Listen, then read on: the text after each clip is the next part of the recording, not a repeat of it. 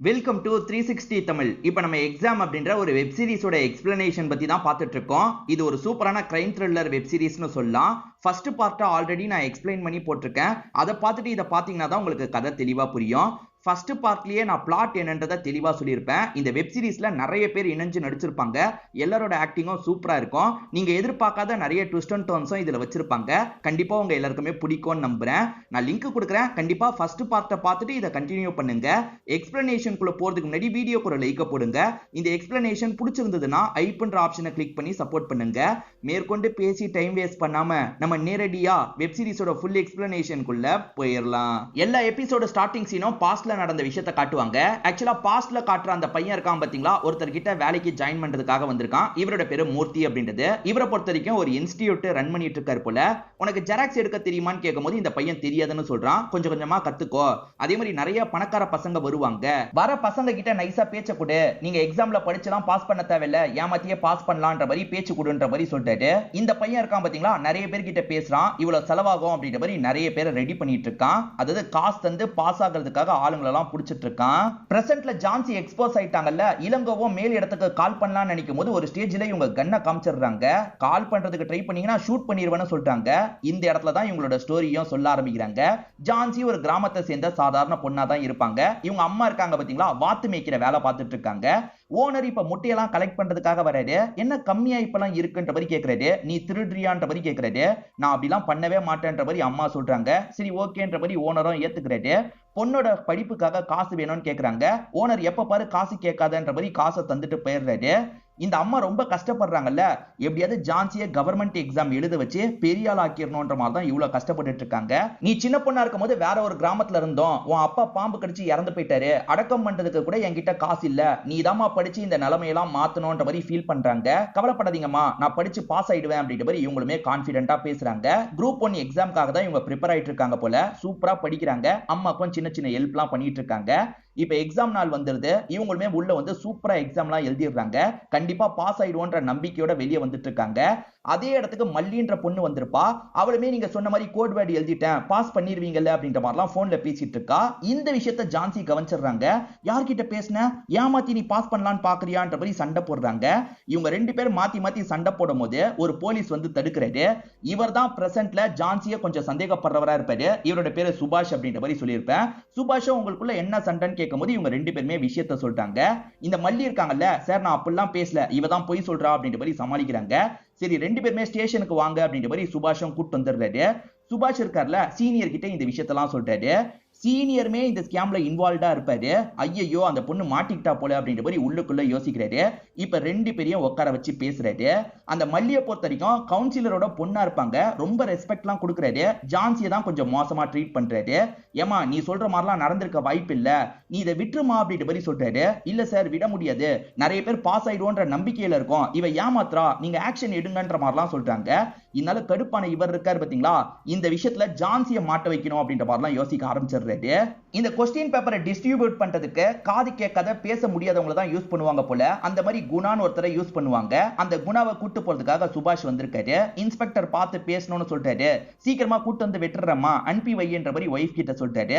பார்த்து பத்திரமா போயிட்டு வாங்க அப்படின்ற மாதிரி குணாவை அவங்களுமே அனுப்பி வச்சிடுறாங்க. குணாவையும் ஜான்சியும் மாட்ட வைக்கிறதுக்காக தான் இந்த சீனியர் பிளான் போட்டுட்டு இருக்காரு போல. இப்ப குணா வந்தோடனே எதுக்காக இந்த விஷயத்த பண்றீங்க, எப்படி பிளான் பண்ணி பண்றீங்கன்ற மாதிரிலாம் கேட்கிறாரு. சார் என்ன சார் பேசிட்டு இருக்கீங்க, எனக்கு எதுவுமே தெரியாதுன்ற மாதிரி ஜான்சி சொல்றாங்க. பொய்யா சொல்ற அப்படின்ற மாதிரி சட்டுன்னு அடிக்கிறாரு. அதாவது அந்த பொண்ணை காப்பாத்துறதுக்காக இந்த ஜான்சியை மாட்டி விடுறதுக்கு பிளான போட்டுறாரு. ரெண்டு பேருமே ஏமாத்தி தான் இந்த விஷயத்த பண்ணிருக்கீங்க, ஏமாத்தி தான் கொஸ்டின் பேப்பர்லாம் திருடி இருக்கீங்க அப்படின்ற மாதிரிலாம் அடிச்சிட்டு இருக்காரு. சோ பொய் கேஸ் போட்டு பொண்ணை உள்ள தள்ளிடுறாருல. அம்மாவும் பார்க்க வரதுக்காக ட்ரை பண்றாங்க. லாயரை கூட்டிட்டு வந்தா தான் பார்க்க முடியும்ன்ற மாதிரி அம்மாவை அலைய விட்டுக்கிட்டே இருக்காங்க. அம்மாவால வெயில்ல அலைய முடியல. ஒரு ஸ்டேஜ்ல அம்மா பொத்துன்னு கீழே விழுறாங்க. என்ன ஏதுன்னு பக்கத்துல வந்து பார்க்கும்போது அம்மா இறந்தே போயிடுறாங்க. அம்மா இறந்து போனதுனால ஜான்சியை வெளியே அலோவ் பண்றாங்க. அம்மாக்கான இறுதி சடங்கை பண்ணிக்கலான்ற மாதிரி சொல்லிட்டாங்க. அநியாயத்துக்கு அம்மா இறந்து போயிட்டாங்களே அப்படின்ற மாதிரி ஜான்சியும் ஃபீல் பண்றாங்க. இவங்க அம்மாக்காக தான் அவ்வளவு கஷ்டப்பட்டு படிச்சிருப்பாங்க.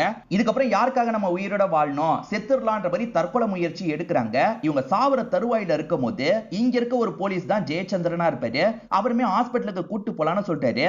போற வழியிலேயே எப்படியும் செத்துருவா, வேணாம் வேணா விடுங்கன்ற மாதிரி சீனியர் சொல்றாங்க. இல்ல மேடம் காப்பாத்திரலாம் அப்படின்ற மாதிரி ரொம்ப ரெக்வெஸ்ட் பண்ணி கேக்குறாரு.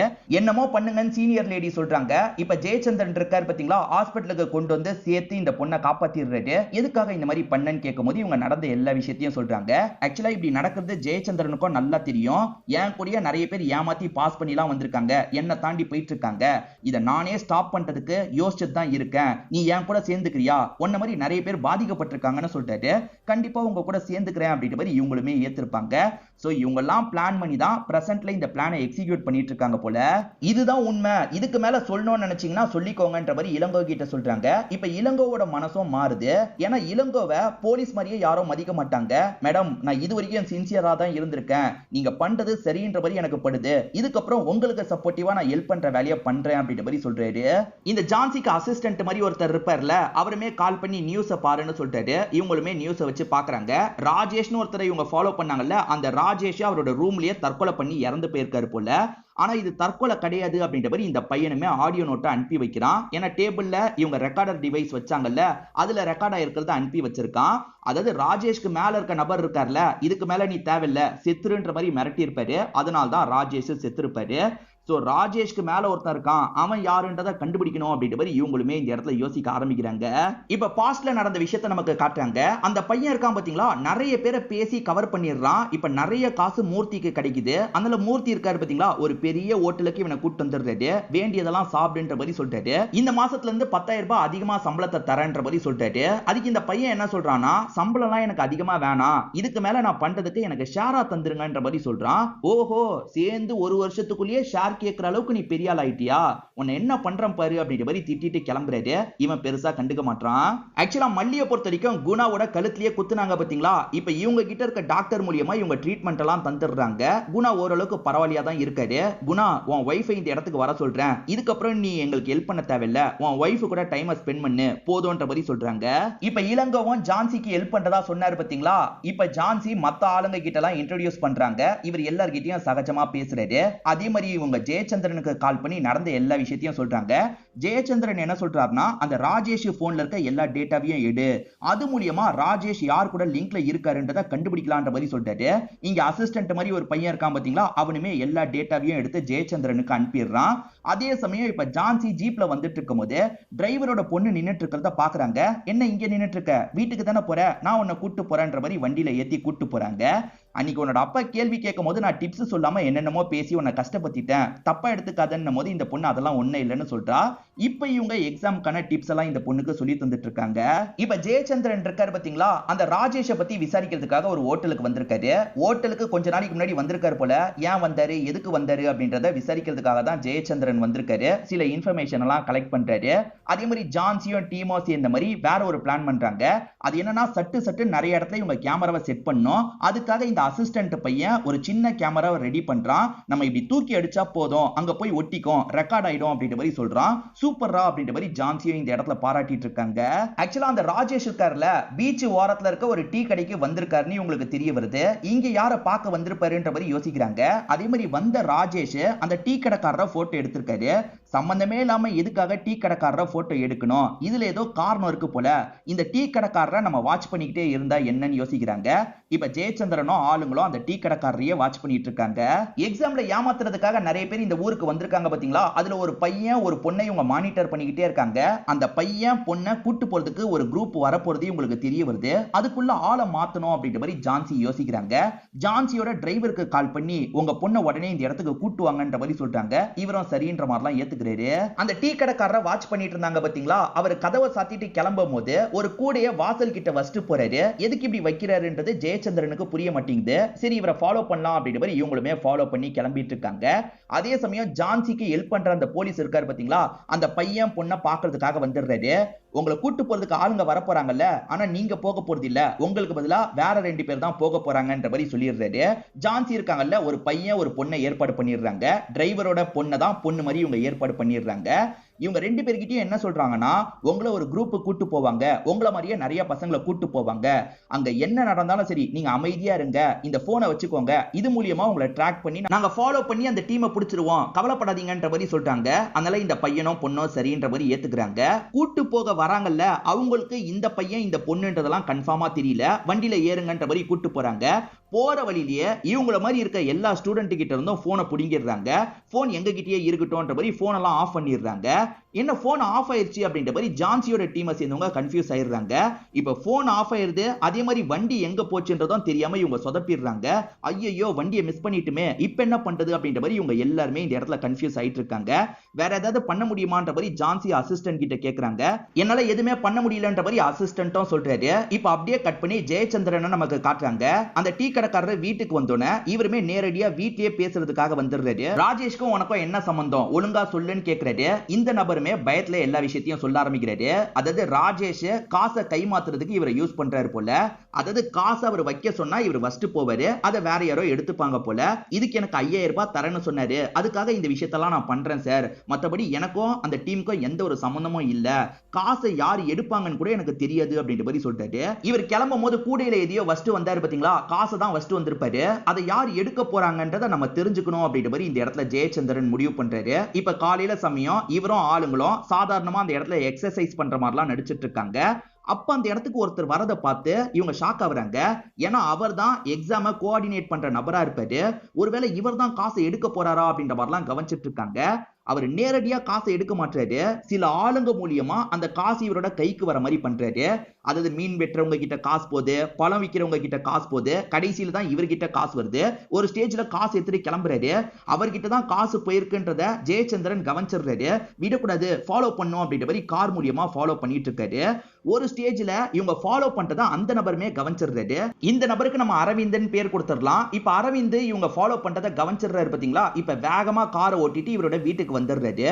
வீட்டுக்கு வந்தவருக்கு ஃபாலோ பண்றாங்களா இல்லையான்ற டவுட் லைட்டா இருக்கதான் செய்து. வீட்டுக்கு வந்தவர் உடனே சிசிடிவி ஆன் பண்ணி பாக்குறாரு.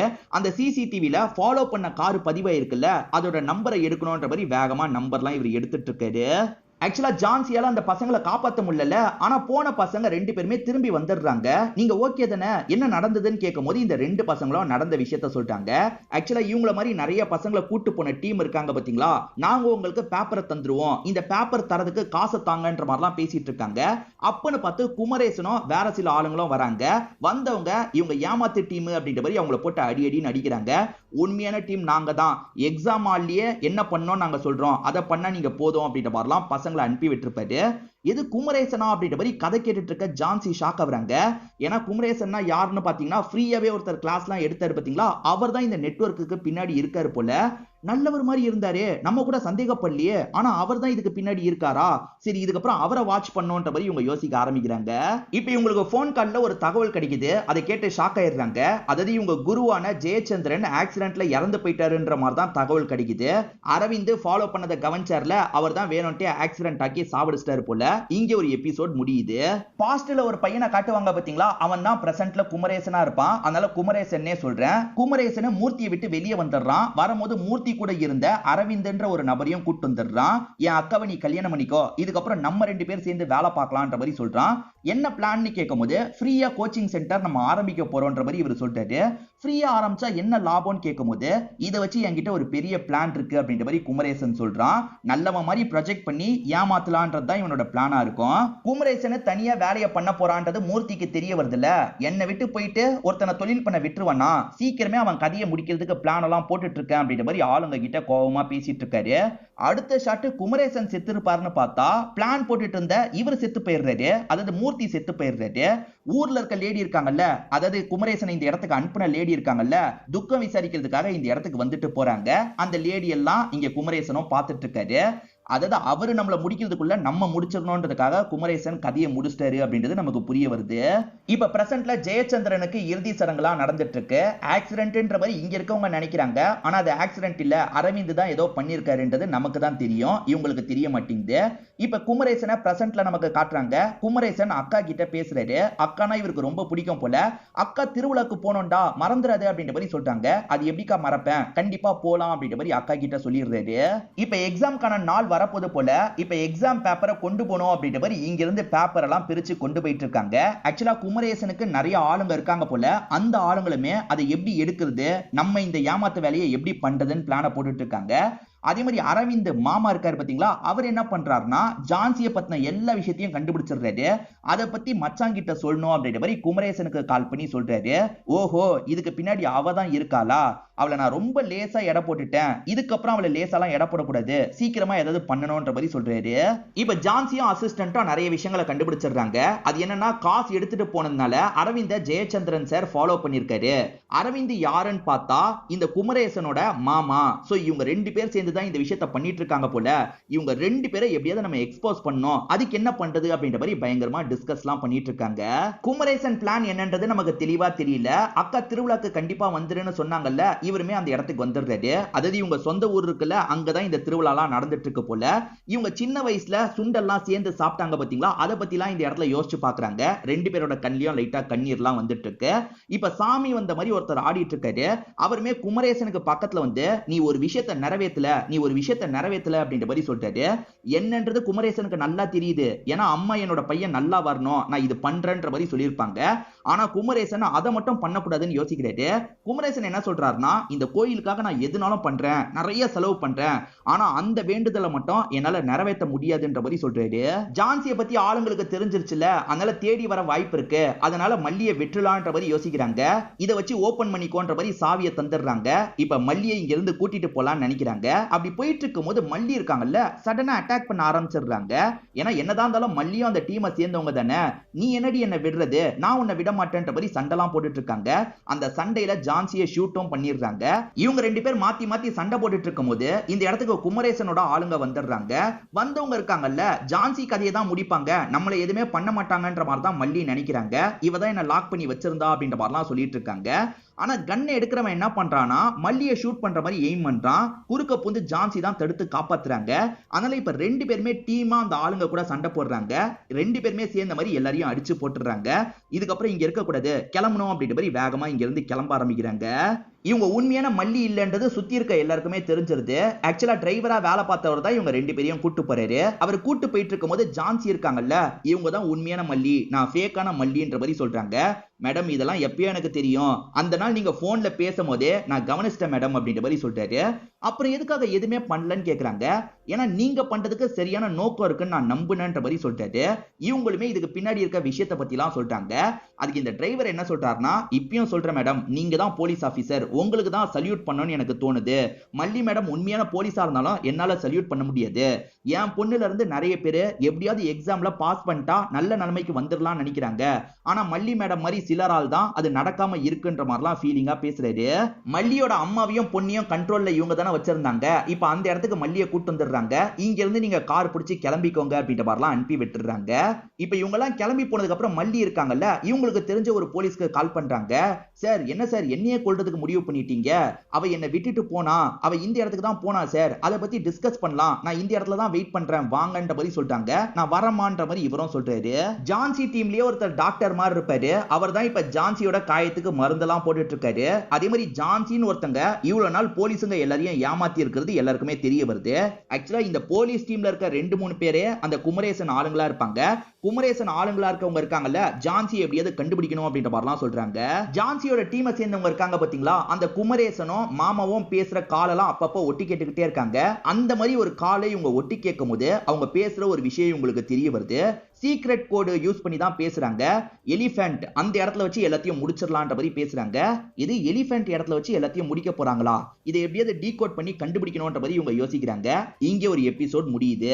அவங்க பேசுனதுக்கு என்ன அர்த்தம்ன்றதை ஜான்சி கண்டுபிடிச்சிடுறாங்க. அது என்னன்னா, எக்ஸாம்லாம் முடிஞ்சதுக்கு அப்புறம் பேப்பரை கொண்டு போவாங்கல்ல, அப்படி போற வழியில எலிஃபென்ட் ஏரியான்ற ஒரு இடம் இருக்கும். ஆக்சுவலா அவங்க பேப்பர்ல வந்து மேஜிக் பென்னை வச்சு தான் எழுத போறாங்க. அந்த மேஜிக் பென்ல எழுதுனது கொஞ்ச நேரத்துல அலைஞ்சிரும். இந்த இடத்துல வச்சு தான் உண்மையான ஆன்சரை டிக் பண்ண போறாங்க போல. இந்த ஸ்பாட்ல அவங்க டிக் பண்ணும்போது நம்ம அவங்களுக்கே தெரியாம வீடியோ எடுத்துறணும் அப்படின்ற மாதிரி பிளான் எல்லாம் போட்டுட்டு இருக்காங்க. இதை மட்டும் நம்ம சரியா பண்ணிட்டோம்னா இதுக்கு பின்னாடி இருக்க மாஃபியாவை நல்லா எக்ஸ்போஸ் பண்ணிடலாம். அதுக்கப்புறம் உண்மையா எக்ஸாம் நல்லா எழுதினவங்களுக்கு மட்டும்தான் வேலை கிடைக்கும்ன்ற மாதிரி சொல்லிட்டாங்க. அதனால கூட இருக்க அசிஸ்டன்ட்களும் இந்த இடத்துல சந்தோஷப்படுறாங்க. இப்ப எக்ஸாம்க்கான வேலை ஆரம்பிக்க போதுல, இந்த இடமே பரபரப்பா இருக்கு. பயங்கரமா செக்கிங்லாம் பண்ணி தான் உள்ள அனுப்பிட்டு இருக்காங்க. இப்ப கொஸ்டின் பேப்பர்லாம் இந்த இடத்துக்கு வந்துருது. உள்ள பசங்க கிட்ட தந்து டிக் பண்ண சொல்றாங்க. இப்ப பசங்களுமே எக்ஸாம் எழுதிட்டு இருக்காங்க. இந்த சமயம் இளங்கோ இருக்காரு பாத்தீங்களா, அங்க இருந்து அப்பப்ப இவங்களுக்கு இன்ஃபர்மேஷன்லாம் தந்துட்டு இருக்காரு. இளங்கோவும் ஜான்சிக்கு ஹெல்ப் பண்றாரு அப்படின்றது ஆளுங்களுக்கு தெரிஞ்சிருது. ஆளுங்க லாக் பண்ணி புடிச்சிடுறாங்க. இவரு மூலியமா ஜான்சி இருக்கிற இடத்தை கண்டுபிடிக்கணும் அப்படின்ற மாதிரி யோசிக்க ஆரம்பிக்கிறாங்க. இப்ப எக்ஸாம்லாம் முடிஞ்சு பேப்பரை கொண்டு வந்துட்டு இருக்காங்க. கண்டிப்பா இந்த வண்டியை ஒரு இடத்துல நிறுத்துவாங்க, போலீஸுங்களை கரெக்ட் பண்ணி நிறுத்துவாங்க, ஆன்சரை டிக் பண்ணுவாங்க அப்படின்ற மாதிரி இவங்க கவனிச்சுக்கிட்டே இருக்காங்க. ஆனா எல்லா வண்டியும் கேமராவை தாண்டி போய்கிட்டே இருக்கு. என்ன எல்லாமே தாண்டி போயிட்டு இருக்குன்னு இவங்க யோசிக்கும் போது கேமரால ஒருத்தர் வந்து இவங்களை கிண்டல் பண்றாரு. என்னம்மா நீ போட்ட பிளான்லாம் வேஸ்ட் ஆயிருச்சா, உன்னை குழப்புறதுக்காக தான் எலிஃபென்ட்னு ஒரு க்ளூவே நாங்க தந்தோன்ற மாதிரி அவர் நக்கல் பண்றாரு. நம்மள தசை திருப்பி வேற இடத்துக்கு கொண்டு போயிட்டாங்க போலன்னு யோசிக்கிறாங்க. எங்க வச்சு எழுதுறாங்கன்னா போட்ல கொண்டு போற மாதிரி ஒரு இடம் இருக்கும். அந்த இடத்துல வச்சுதான் இவங்க ஆன்சர்லாம் எழுதிட்டு இருக்காங்க. இவங்க யார் யார்கிட்ட இருந்தெல்லாம் காசு வாங்கினாங்களோ அவங்கள பாஸ் பண்றதுக்கான ஆன்சர் எல்லாம் டிக் பண்ணிட்டு இருக்காங்க. குமரேசன் டீம்ல இருக்க ஒருத்தருக்கு இது எப்படி சார் நீங்க பண்றீங்கன்னு ஆச்சரியமா கேக்குறாரு. அதாவது 100 கொஸ்டின் இருக்குன்னு வச்சுக்கோங்களேன், ஒவ்வொரு பேப்பர்லயும் அது பொசிஷன் மாறி இருக்கும். அதாவது ஒரு 10 விதமான கொஸ்டின் பேப்பர் இருக்கும். அது எப்படி சார் நீங்க கரெக்டா கண்டுபிடிச்சு ஆன்சரை வாங்குறீங்கன்னு கேட்கும்போது இவருமே ஒரு விஷயத்தை சொல்றாரு. அது என்னன்னா எக்ஸாம் எழுதுற பசங்களே அவங்களுக்கு என்ன கொஸ்டின் வந்திருக்கு, அதாவது என்ன மாடல் பேப்பர் வந்திருக்குன்றத அங்க இருக்க ஒரு சார் கிட்ட சொல்லிடுவாங்க. அந்த சார் எல்லாருக்கும் அனுப்பி வச்சிருவாரு. சோ இந்த பையனுக்கு இந்த கொஸ்டின் பேப்பர் வந்திருக்கு, இந்த ஆர்டர்ல தான் ஆன்சர் வரும், இந்த பையனுக்கு இந்த கொஸ்டின் பேப்பர்ல வந்திருக்கு, அது எல்லாத்தையும் இவங்க தெரிஞ்சுப்பாங்க. அதுக்கேத்த மாதிரி இவங்க வேகமா ஆன்சரை ரெடி பண்ணி டிக் பண்ணுவாங்க போல. இந்த ப்ராசஸ் பத்திலாம் இவரும் எக்ஸ்பிளைன் பண்ணிட்டு இருக்காரு. அந்த ஜான்சியை மீறி நம்ம பண்ணிட்டோன்ற மாதிரி குமரேசன் இந்த இடத்துல பயங்கர சந்தோஷத்துல இருக்காரு. ஆக்சுவலா டிரைவரா வேலை பார்த்தவர் இருக்காருல, பொண்ணு எக்ஸாம் முடிச்சு கூட்டு வந்துட்டு இருக்காரு. பொண்ணு பாஸ் ஆயிடுவாளா அப்படின்ற மாதிரி கேள்வி வருது. ஏன்னா மத்தவங்க ஏமாத்தலனா பொண்ணு பாஸ் ஆயிடுவா. அதனால இவர் இருக்காரு பாத்தீங்களா, ஜான்சிக்கு கால் பண்றாரு. மேடம் என் பொண்ணு இந்த வாட்டி பாஸ் ஆயிடுவால, யாரும் ஏமாத்த முடியாது இல்லன்னு கேக்குறாரு. கண்டிப்பா ஏமாத்த முடியாது, இந்த வாட்டி உண்மையான ரிசல்ட் தான் வரும்னு சொல்றாங்க. இவ்வளவு கான்பிடென்ட்டா சொல்றதுக்கு ஒரு காரணம் இருக்கு. ஆக்சுவலா மல்லி கடைசியில இவங்களோட ஆளா மாறிடுவாங்க. மல்லி கிட்ட இவங்க கடைசியா ஒரே ஒரு ஹெல்ப் மட்டும் கேட்டிருப்பாங்க. நான் உன்னை இறக்கி விட்டதுக்கு அப்புறம் ஒரு போலீஸ்க்கு கால் பண்ணி பேசு, அந்த இடத்துக்கு வர வை, அவருக்கே தெரியாம அவரோட கார்ல நீ கேமராவை மட்டும் செட் பண்ணு, அது மூலியமா எனக்கு ஏதாவது க்ளூ கிடைக்கும்ன்ற மாதிரி சொல்லியிருப்பாங்க. மல்லியும் சரின்ற மாதிரி அந்த ஹெல்ப்பை பண்ணிருப்பாங்க. பார்த்தா அந்த கார்ல உட்கார்ந்து தான் இவங்க ஆன்சரையே டிக் பண்ணிருப்பாங்க. ஆன்சர் டிக் பண்ற வீடியோவே கிடைச்சிருச்சு, இது போதும் அப்படின்ற மாதிரி இந்த இடத்துல ஜான்சி சந்தோஷப்படுறாங்க. கவலையே படாதீங்க அப்படின்ற மாதிரி டிரைவர் கிட்ட சொல்றாங்க. அவரும் சந்தோஷமா காலை கட் பண்றாரு. உனக்கு வேண்டியது கிடைச்சதா அப்படின்ற மாதிரி மல்லி கேக்குறாங்க. கிடைச்சது, இந்த ஹெல்ப் பண்ணதுக்கு நன்றின்ற மாதிரி ஜான்சி சொல்றாங்க. இல்ல ஜான்சி, நீ தான் இந்த வேலைக்கு தகுதியானவ, நான் தகுதியானவ கிடையாது, அதனால தான் என்னோட வேலையை நான் ரிசைன் பண்ணிட்டேன், என் குடும்ப வாழ்க்கையை நான் ஒழுங்கா மேனேஜ் பண்ணலாம்னு முடிவுல இருக்கேன்ற மாதிரி சொல்றாங்க. ஹஸ்பண்ட் கிட்ட இருந்து கால் வரும்போது இப்ப அட்டெண்ட் பண்ணி பேசுறாங்க. இப்ப ஜான்சியும் பென் டிரைவ்ல எல்லாத்தையும் ரெக்கார்ட் பண்ணிடுறாங்கல்ல, இங்க இருந்து கிளம்பணும்னு கிளம்ப பாக்குறாங்க. அதுக்குள்ள போலீஸ் இருக்காரு பாத்தீங்களா, லாக் பண்றதுக்காக இந்த இடத்துக்கு வந்துடுறாரு. என்ன ஜான்சி, எல்லாத்தையும் ரெக்கார்ட் பண்ணிருக்க போல, ஒழுங்கு மரியாதையா அந்த பென் டிரைவை தந்துரு, இல்லன்னு வச்சுக்கோ எல்லார் கதையும் முடிச்சிருவன்ற மாதிரிலாம் மிரட்டிட்டு இருக்காரு. அப்பன்னு பார்த்து பின்னாடி இருக்க சுபாஷ் இருக்காருல, அந்த போலீஸை மிரட்டுற மாதிரி கண்ணை வச்சு பாயிண்ட் பண்றாரு. இந்த சுபாஷ்க்கு ஸ்டார்டிங்கே இவங்க மல்லி இல்ல ஜான்சின்றது தெரிஞ்சிருக்கும். ஏன்னா பாஸ்ட்லயே ஜான்சியை பார்த்திருக்காருல, ஜான்சியை நல்லா தெரிஞ்சிருக்கும். ஆனா ஜான்சி பக்கம் நியாயம் இருக்கிறது இவருக்கு தெரிஞ்சிருக்கும். அதனால தான் இளங்கோ மூலியமா கொஞ்சம் கொஞ்சமா விஷயத்தை தெரிஞ்சிருப்பாரு. இளங்கோக்கு சப்போர்ட் பண்ணணும்ன்ற மாதிரி மறைமுகமா சப்போர்ட் பண்ணிருப்பாரு. ஜான்சி, அந்த டைம் உன்னை என்னால காப்பாற்ற முடியல, ஆனா இந்த டைம் காப்பாற்ற முடியும், நீ கிளம்புமா அப்படின்ற மாதிரி சொல்லிட்டாரு.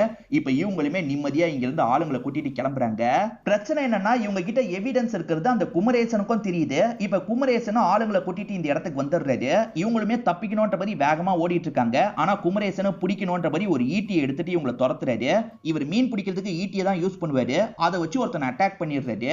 அவனை காப்பாத்தலான்னு பார்த்தா அவன் சாவர தருவாயில இருக்கான். இல்ல இல்ல, நீங்க இதை வெளியே கொண்டு வாங்க, இங்க இருந்து போங்க போங்கன்ற மாதிரி சொல்றான். வேற வழி இல்லாம இவங்களும் விட்டுட்டு போறாங்க. இவரும் திரும்ப திரும்ப அட்டாக் பண்றாரு பாத்தீங்களா. ஒரு ஸ்டேஜ்ல ஜான்சியோட முதுகுலயே அது பட்டுது, காயம் பட்ட மாதிரி விழுந்துடுறாங்க. இப்ப அந்த இடத்துக்கு வந்த குமரேசன் இருக்கார்ல, நீ என்ன என்னை விட பெரிய அறிவாளியா, உன்கிட்ட ஒரு கேள்வி கேட்கிறேன் பதில் சொல்லுன்ற மாதிரி கேள்வி கேட்கிறாரு. இவங்களுமே கொஞ்ச நேரம் யோசிச்சு பதில் சொல்லிடுறாங்க. இப்ப நான் உன்கிட்ட கேள்வி கேட்கிறேன் பதில் சொல்லு பாப்போன்ற மாதிரி இவங்க கேள்வி கேட்கறாங்க. அதுக்கு இவருக்கு பதில் தெரிய மாட்டேங்குது. தப்பான பதில் தான் சொல்றாரு. கரெக்டான பதில் என்னன்ற மாதிரி பயங்கரமா யோசிக்கிறாரு. இதான் கேப்ன்ற மாதிரி ஆயுதத்தை எடுத்து அவரோட வயித்துல சொருவிட்டு இவங்க வேகமா இங்க இருந்து ஓட ஆரம்பிச்சிடுறாங்க. இவங்களுக்கு நிறைய எவிடன்ஸ் எல்லாம் கிடைச்சது பாத்தீங்களா. இவங்க ஒரு மீடியா நபரை லாக் பண்ணி வச்சிருப்பாங்க. அவர் மூலியமா அந்த எவிடன்ஸ் எல்லாத்தையும் மத்த சேனலுக்கு தந்து வெளியிட்டுறாங்க. சோ எக்ஸாம்ல நிறைய முறைகேடுலாம் நடந்திருக்கு, சம்பந்தப்பட்ட பசங்களோட மார்க்க கணக்குல எடுத்துக்க மாட்டோம்ன்ற மாதிரி கொண்டு வந்துடுறாங்க. இப்ப ஏறக்குறைய குமரேசனோட எல்லா பிளானும் சொதப்பிக்கிச்சு பாத்தீங்களா? குமரேசனுக்கு மேலேயே ஒருத்தர் இருக்கார் போல, அவருமே கால் பண்ணி நீ செத்துருன்ற மாதிரி சொல்றாரு. ஆக்சுவலா குமரேசன் பண்ணத பத்தியும் ஹஸ்பண்ட் பண்ணத பத்தியும் அக்காக்கு எதுவுமே தெரியாது. இப்ப நியூஸ்ல சொல்றது மூலியமா தான் இதெல்லாம் தெரிய வருது. இப்ப அக்காவும் தம்பிக்கு கால் பண்றாங்க. தம்பி அட்டென்ட் பண்றாரு, எதுவுமே பேசாம இருக்காரு. தம்பி எதுனாலும் பாத்துக்கலாம்டா, அவசரப்பட்டு எதுவும் பண்ணிராதடா, அக்கா கிட்ட வந்துருன்ற மாதிரி சொல்லிட்டாங்க. ஆனா இவர் சாவறதுக்கு முடிவு பண்ணிட்டாரு. ஏன்னா இவர் சாவலனா இவர் குடும்பத்தை அவன் ஏதாவது பண்ணிடுவான் போல. அம்மா எப்படி இறந்து போனாங்களோ அதே இடத்துல நம்மளும் போய் செத்துடலான்ற மாதிரி இவரும் செத்து போயிடுறாரு. இவர் அம்மாவை போய் பாக்குற மாதிரிலாம் இமேஜின் பண்ணிட்டு இருக்காரு. இப்ப அப்படியே கட் பண்ணி ஜான்சியை காட்டுறாங்க. ஆக்சுவலா ஜான்சி இந்த விஷயத்தை வெளியே கொண்டு வந்தாங்கல்ல, அதே மாதிரி அந்த டைம்ல ஜான்சி நல்ல மார்க் வாங்கியிருப்பாங்க. ஆளுங்க ஏமாத்தினதுனால கேஸ் விழுந்திருக்கும். இப்ப ஜான்சிக்கு போலீஸ் பதவியை தந்துடுறாங்க. இப்ப இவங்க ஜீப்ல வந்துட்டு இருக்கும் போது திடீர்னு இறந்து போன இவங்களோட அம்மா கற்பனையில தெரியுறாங்க. ஸ்டார் மாதிரி இறங்கி வந்து தெரியுறாங்க. இதை இவங்க ஆச்சரியமா பார்த்துட்டு இருக்கும் போது அம்மா இருக்காங்கல்ல, நான் நட்சத்திரமா இருந்து உன்னை பார்த்துட்டு தான் இருந்தேன், இப்ப போறேன்ற மாதிரி போறாங்க. இவங்களுமே அதை வித்தியாசமா பாக்குறாங்க.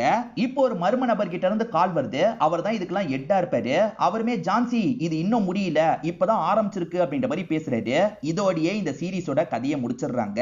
அடுத்த சீசனுக்கு லீடு கொடுக்குற மாதிரி தான் முடிச்சிருக்காங்க. கண்டிப்பா உங்களுக்கு பிடிச்சிருக்கும்னு நம்புறேன். இந்த வீடியோ உங்களுக்கு பிடிச்சிருந்ததுன்னா லைக் பண்ணுங்க, கமெண்ட் பண்ணுங்க, மறக்காம 360 தமிழ் சேனலை சப்ஸ்கிரைப் பண்ணுங்க. தொடர்ச்சியா இந்த மாதிரி வீடியோக்கள் வந்துகிட்டே தான் இருக்கும்.